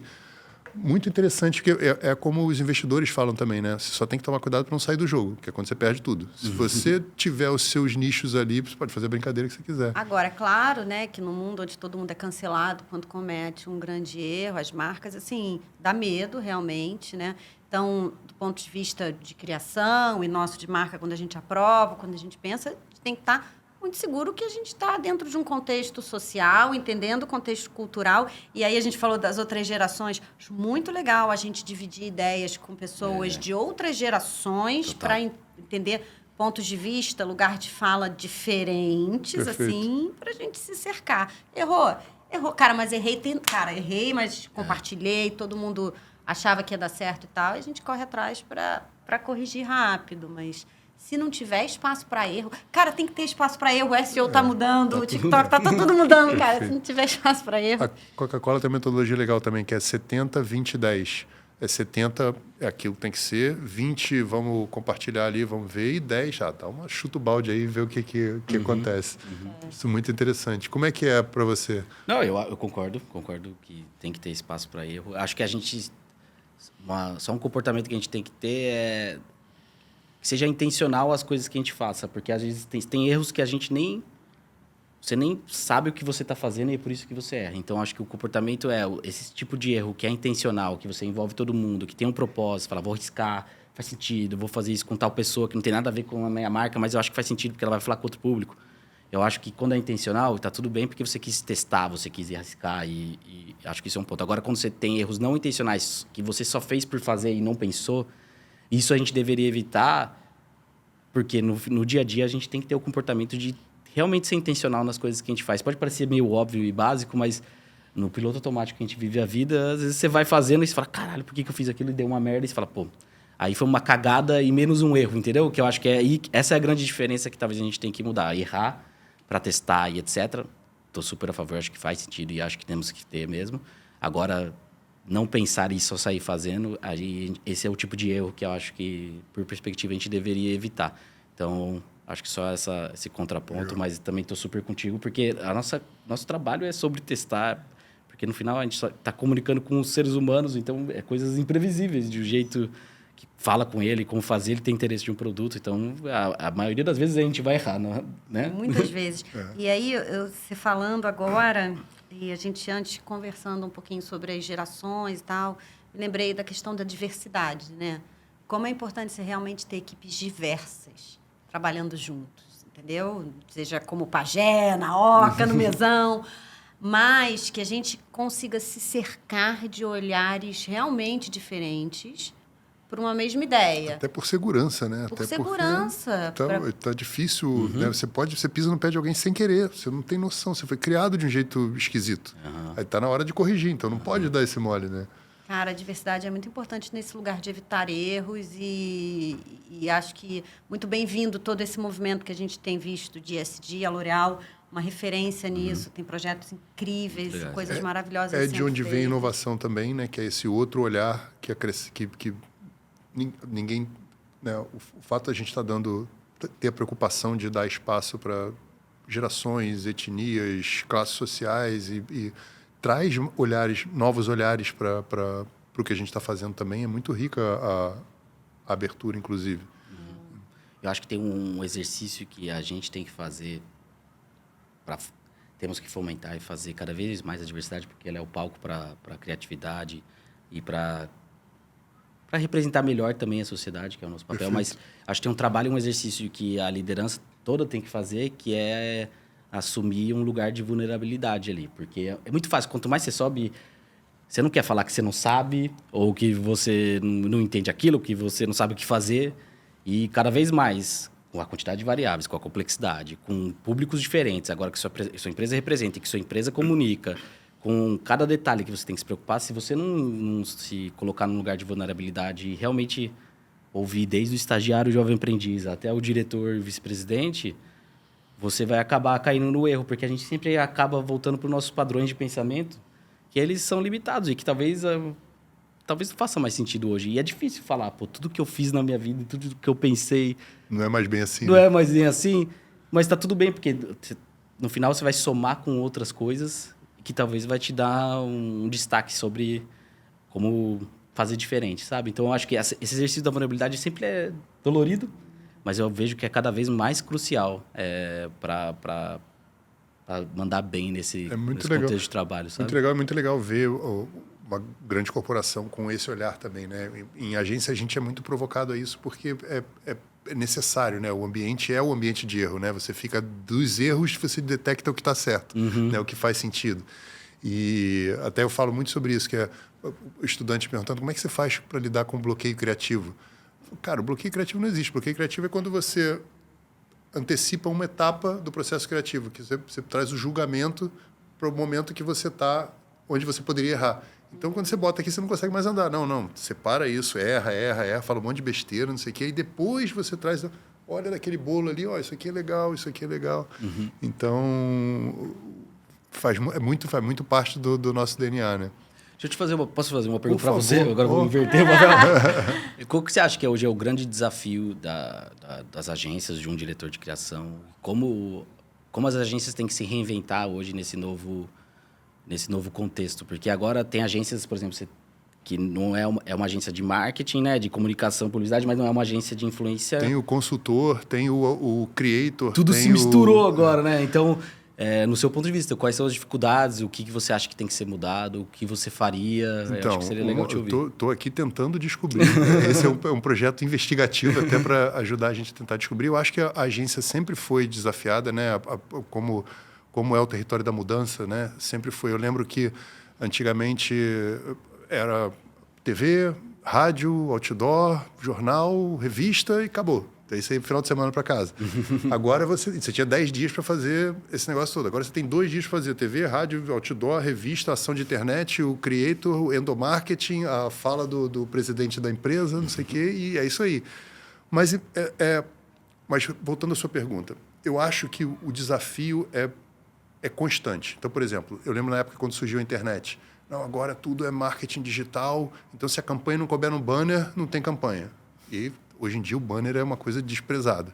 Aí depois veio o marketing direto. Não, agora vai chegar na casa das pessoas, acabou a agência, você vai direto com quem você quer falar, não sei o quê. Agências de marketing direto comprando agências. Eu lembro da Draft FCB, comprou a FCB, que era uma agência muito maior. E hoje em dia o marketing direto ninguém mais fala. Aí tem, hoje, a vez dos influenciadores. Não, mudou agora, a propaganda tradicional já era, agora são os influenciadores que fazem o formato de 1970, que é o merchan, né? O cara vai botar na vida dele um produto. Então, eu acho que quanto mais desafios aparecem, a minha sensação é que mais importante o papel da agência é. Por quê? Quando você tem um monte de pontos de contato, você tem que ter um lugar que conecte aquilo tudo. Você tem que ter um trilho de marca. Você não pode fazer uma campanha só com o influenciador. Você não pode fazer uma campanha só no ponto de venda. Você não pode fazer uma campanha só no marketing direto. Mas como é que você faz todos eles se comunicarem? Então, eu acho que a agência é o lugar que tem as ferramentas para concatenar todos esses pontos de contato e acompanhar essa jornada desse consumidor, que às vezes começa ouvindo falar, depois tem ouve um outro assunto aqui, vai se aprofundar lá, pesquisa na internet e no final compra, que também já está bagunçado. Às vezes o cara pesquisa, já vê, já compra. Então, assim, eu acho que num ambiente de mudança, eu acho que a agência está mais preparada, tem as ferramentas para lidar com esse ambiente. Então, eu não sou tão pessimista, mas também não sou pessimista com a inteligência artificial, que também é uma outra coisa que está... Assim, antigamente você tinha o filho o sobrinho do dono que fazia o site, mas você tinha que ter um sobrinho ainda. Hoje em dia você pega o ChatGPT, ele demite 200 pessoas numa linha de montagem, né? Mas eu acho que faz parte da novidade também, porque daqui a pouco, quando todo mundo tem acesso às mesmas ferramentas, a tendência é você produzir as mesmas coisas. Sim. Então, o ChatGPT não teria feito o avião, porque o ChatGPT trabalha, os LLMs, né, eles trabalham em cima de dados, e não tinha dados sobre o avião, então ele não tem como antecipar aquilo. Então, o ser humano ainda vai ser necessário por um bom tempo, até que surja alguma coisa mais poderosa que a gente não sabe o que é, e aí está todo mundo, não sabemos nem... Eu agradeço, por não ter dúvida. ChatGPT, você é meu brother. Manos, te curto. Porque vai que eles dominam, vai lembrar que eu era simpático. Que agradecer sempre, obrigada. Né? Oi, bom dia, tudo bem? Olha só. Peço para não me bajular, não precisa elogiar, corta os adjetivos, vamos direto ao que interessa. Muito obrigado, por favor. Então, assim, não tem uma resposta. Acho que ninguém tem a pergunta de 1 milhão. Né? Eu acho que as agências estão passando por um processo de desvalorização e de perda de relevância já há algum tempo com os creators, com os artistas fazendo coisas, às vezes com fotógrafos, com o conteúdo das TVs. Hoje em dia, puta, a Globo está dando... Não posso falar isso, não, corta. Mas as emissoras de TV, as plataformas estão dando desconto para quem vai direto. Então, qual o papel? Onde é que a agência entra nessa equação? Isso aí é um tiro no modelo de negócio da agência. Ao mesmo tempo, quando está todo mundo fazendo a mesma coisa, você precisa de alguma coisa diferente. E aí tem um lugar que ainda entrega isso com consistência, porque você pode dar alguns... Né, você faz um negócio, muito legal isso. Aí você vai, depois de um tempão tem outro muito legal. Mal ou bem, a agência tem uma galera preparada para entregar com consistência aqueles desafios. Uhum. Eu falo que a gente trabalha sempre na escassez, né? E assim, eu falo com o meu time, né, direto. Falei, cara, você não tem como reclamar. Porque se não fosse assim, você não teria emprego, você não teria lugar na história. Que assim, se as pessoas tivessem dinheiro suficiente, não ia precisar de uma ideia. Os caras iam, pagavam e tinham o resultado que eles queriam. Se eles tivessem tempo suficiente, não, tá tranquilo, vou pensar mais e continuo. Eles não iam precisar de você. Se eles tivessem todas as informações, eles já saberiam o que fazer, não iam precisar de você. Então, assim, quando não tem informação, quando não tem dinheiro ou não tem tempo, é que eles precisam de você, então não reclama disso. Esse é o nosso ambiente de trabalho. Sabe? Vamos nessa. Então, eu não tenho a resposta, mas o que vier, a gente vai tentar dar um jeito de responder, né? Muito sobre desafios, né? Quando você tem uma meta e não sabe exatamente como chegar lá, é a hora que a agência tem um papel ainda. Não sei como é que vai ser no futuro. Mas... Uma expectativa que eu tenho grande em relação às agências é que nos ajudem a ter clareza sobre qual mensagem dá para ser passada em cada meio, em cada momento. Você usou a palavra jornada. Jornada do consumidor muito complexa hoje em dia, né? Então, ajudar a gente a criar mensagem usando diferentes pontos de contato, diferentes interlocutores, avaliar diferentes o contexto, meios, né? Eu acho que é um negócio interessante, assim, né? Olha só, isso aqui dá para você rodar numa mídia tradicional, legal, vamos nessa. Isso aqui você põe na boca do creator, isso aqui você usa seu CRM. Então, ampliar o olhar para todos os pontos de contato, para que talvez a gente tenha... Eu acho que a gente tem que construir mensagens de formas mais fragmentadas hoje do que a gente conseguiria. Mas, ao mesmo tempo, precisa ter um fio condutor entre elas. Né? Senão você está só jogando né? Então, esse papel, eu acho que a agência ainda desempenha muito bem. Muito, e acho que vocês sabem melhor do que a gente isso. Porque a gente tem uma pressão danada de querer distribuir de qualquer jeito. Né? E talvez do jeito mais prático, do jeito que a gente conhecia, que sempre fez sucesso, sempre se provou no passado positivo, né? E vocês, cara, não é assim, sabe? Até mesmo o creator, né? Ele é uma baita ferramenta, mas ele não entrega frequência para mim. Aquele cara todo dia vai ficar falando aquele negócio? Não tá. Você precisa de coisas complementares. Então, tudo é bem-vindo. Né? Uma coisa... você não faz uma campanha 100% de outdoor. Né? Então, eu acho que tem mercado para a gente ainda por um bom tempo. Eu preciso botar meu filho na faculdade. Cara, você falou de... Não. Você falou de outdoor, eu me lembrei de uma outra campanha que eu queria ter aprovado. Heineken Zero no outdoor. Eles fizeram um negócio que eu achei muito genial, cara. Eu adoro mídia outdoor. Adoro mídia outdoor. E eu acho um super desafio criativo, Você sabe que o outdoor é a única mídia que cresceu de relevância desde a internet.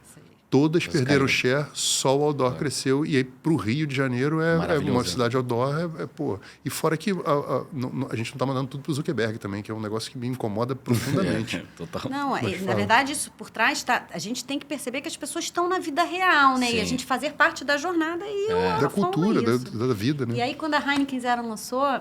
eles fizeram um outdoor, assim, que, cara, tire sua Heineken aqui, tipo, você pode dirigir e pegar sua Heineken aqui. Era tipo eu lembro, era muito tipo legal. Como é que é? Era tipo um pit stop, né? Você passa, para o carro e leva. Como é que é o nome daquilo que a gente passa quando vai viajar? O nome é que foi drive-thru. Cara, essa é genial, lembrei disso quando a gente falou agora de Jorafão. Não, é animal. A Heineken tem vários cases muito legais, né? Tem, não, muitos.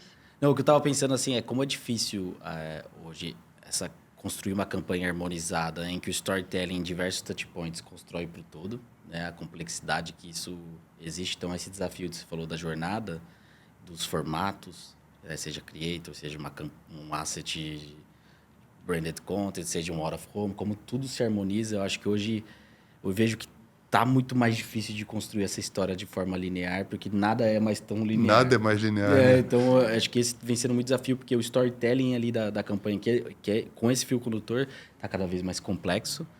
E uma das coisas que eu tava pensando aqui, também já é outro tema que minha cabeça vai viajando também, cara, hoje você vê cada vez mais a galera engajada com internet, etc., TikTok e tudo mais. Mas agora também tá vendo uma tendência da galera que tá ficando... Saindo das redes, né? Saindo da rede, ou cria uma página só para os amigos mais próximos. E fico pensando, porque a saturação disso, né? Também pode acontecer, porque é o que você falou, tanto pela vida real, que o Hora of Fame é relevante, mas aquilo também cansa uma hora, a quantidade de estímulo te cansa. E aí, como que isso pode mudar de novo toda a dinâmica e talvez volte para coisas do passado? Então, sei lá, viajei nessas duas coisas que me fizeram refletir como o futuro possa ser ainda mais... Cara, mas isso... Perdão. Fala. Mas isso, eu acho que é um novo momento que a gente vai ver, que é a necessidade... Tem uma tendência mal interpretada, que eu acho que coisa da comunidade, né? Que assim, as pessoas querem vida real. E acho que Strava é uma marca que vem fazendo isso bem, né? E todas as marcas de esporte, com os grupos de corrida e tal... Para mim, eles estão pegando muito bem essa necessidade de vida real, essa galera que não quer só a vida pela internet, que já está demandando mesmo vida real. Assim. Eu acho que as marcas que conseguirem trazer coisas para a vida real vão ser as marcas que vão realmente sair dessa lógica chata do fundo do funil, dessa coisa que a gente está correndo atrás do rabo, assim. Para mim é um próximo comportamento que a gente vai ver. Eu concordo. Faz muito sentido. De misturar bem entre fazer o virtual, mas ao mesmo tempo também estar presente na vida real. Que acho que esse vai ser talvez o desafio muito grande que a gente tem como marca. Não adianta você só falar, mas o ato de fazer também, né? Que acho que juntar as comunidades ou colocar ali o propósito realmente em prática para as pessoas verem, não só você ali comunicando num videozinho. Eu acho que isso é o que é a grande parada, porque acho que de novo, volta para o ponto da autenticidade e de conexão real com as pessoas, né? Marcas de luxo têm feito isso de forma que eu tenho visto com bons olhos, assim. E aí você vê, assim, por exemplo, Prada fazendo o café da Louis Vuitton, trazendo experiências reais. Tenho ouvido muita palavra experiência cada vez mais. Tangibilizam os atributos da marca, assim. Não está na boca de influenciador, está na vivência do cliente. Quando a gente vê Granado fazendo uma linha de sorvetes, o que Granado está trazendo para a gente? Cara, uma experiência sensorial real, que realmente aproxima da verdade da marca, que tem a ver com a autenticidade deles. Então, assim, aliás, a Granado, vamos lá, tá de parabéns, né? O que eles fazem é tudo muito interessante do meu ponto de vista. Eu acho que eles sabem um equilíbrio perfeito entre o que é campanha, o que é experiência, o que é influenciador, e vem trazendo experiências de vida real que tangibilizam os atributos da marca, sabe? E vejo marcas de luxo também começando a fazer isso muito bem. Prada, Louis Vuitton, aqueles cafés em Miami. Lacoste agora tem um hotel de luxo com quadras de tênis da Lacoste. Então, hotelzão maravilhoso, 1000 quadras de tênis e tal. Uma experiência de luxo, cara, que Queria mandar um recado para o pessoal da Lacoste, da Prada, quando quiserem convidar a gente, estamos aqui à disposição. Café da manhã, gostamos. Se não, a gente fica com sorvetinho, Igor. Sorvetinho também está valendo. Eu queria, vou caminhando para o nosso encerramento, queria que vocês dessem um conselho para a galera que está começando, que a partir do que vocês passaram, o que vocês poderiam dizer para essa galera? Uma dica de mundo corporativo? Eu acho que seja curioso. Boa. Que acho que é a coisa mais importante. Saiba se comunicar. Quando eu falo saiba se comunicar, não é sobre se expressar, mas cada vez para mim eu acho muito importante a comunicação não violenta, porque isso gera conexão e empatia das pessoas. Busque pessoas para te ensinar. Ninguém nega quando você fala, me ensina aquilo. Que legal. Você já disse não para isso, né? Nunca, né? Que legal. Então, tenha a humildade de pedir ajuda e de querer aprender. E eu acho que, sendo bem honesto, é isso. E acho que escute. Acho que nosso papel, marketing, comunicação, a gente, no final, muito parecido com político, a gente só representa um monte de gente. Né? A gente é uma marca que representa, mas a gente representa um monte de consumidor. E acho que esse ato de humildade, de saber que você representa e sua marca tem um impacto real na vida das pessoas e você representa essas pessoas também, é um comportamento necessário. Então, acho que olhar nossa profissão mais dessa maneira, mais humanizada, e também ter mais essas atitudes mais humanizadas, para mim, é o que eu faria no meu início de carreira, se fosse eu hoje. Que legal. Faz sentido?